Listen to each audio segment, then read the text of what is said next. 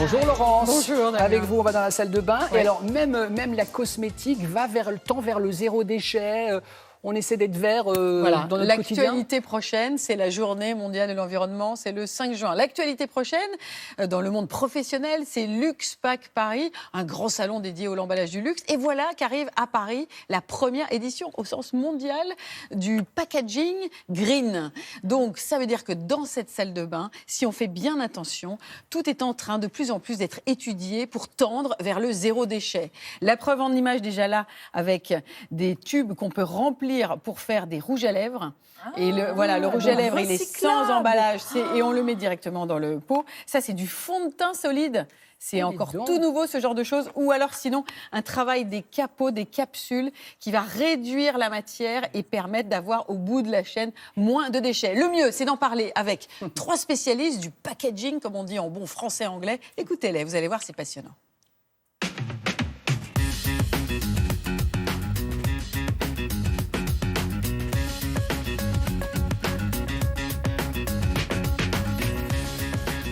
Cette démarche de packaging responsable vise à réduire la consommation de nos emballages, à alléger nos emballages et à favoriser l'utilisation de matériaux recyclés.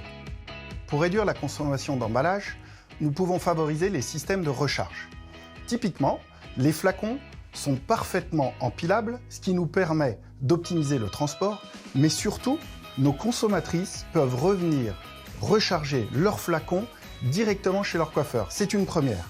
Ainsi, à toutes les 2 recharges, un flacon est économisé.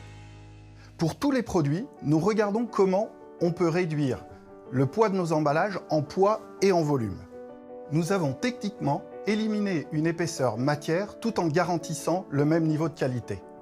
17% de matière économisée par capsule. Concernant l'économie circulaire, nous privilégions l'utilisation de matériaux recyclés à la place de matériaux vierges. D'ici 2025, 100% de nos emballages plastiques seront rechargeables, recyclables, compostables ou réutilisables.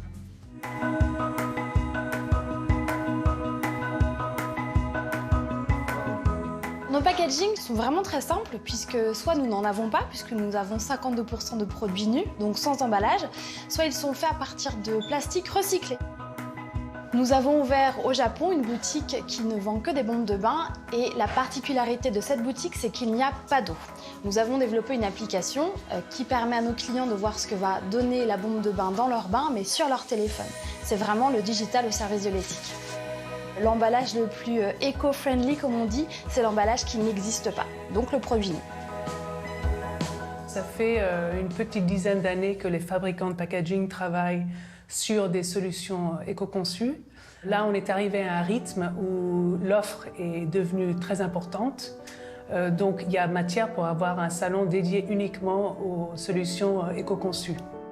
Les marques s'intéressent de plus en plus au packaging green, en grande partie parce que les consommateurs sont maintenant très éveillés à l'importance de tout ce qui est écologique en matière de packaging.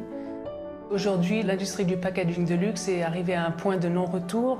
Toutes les solutions vont devoir avoir cet aspect durable. On n'a plus le choix, c'est en mouvement et ça va que s'accélérer.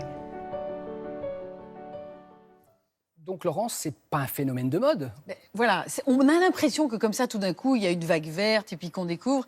Mon message, c'est de montrer, et des salons comme celui-là dédié au packaging pour le monde du luxe, montrent qu'il y a des professionnels, des prestataires, des fournisseurs qui, depuis 10-12 ans, y travaillent et que maintenant, il faut faire se rencontrer les volontés business et politiques. Il faut que le consommateur comprenne que parfois, ça coûte un petit peu plus cher, parfois, mais qu'au bout du bout, il y a un acte environnemental, éco-responsable, qui est vraiment intéressant.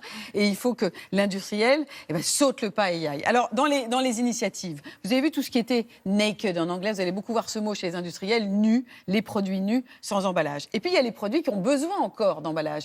Le plastique existe, c'est vrai, mais tout ce qui est plastique n'est pas forcément mal. Il y a des plastiques intéressants. Il faut sortir des dichotomies bien-mal. Un plastique intelligent, c'est celui-là.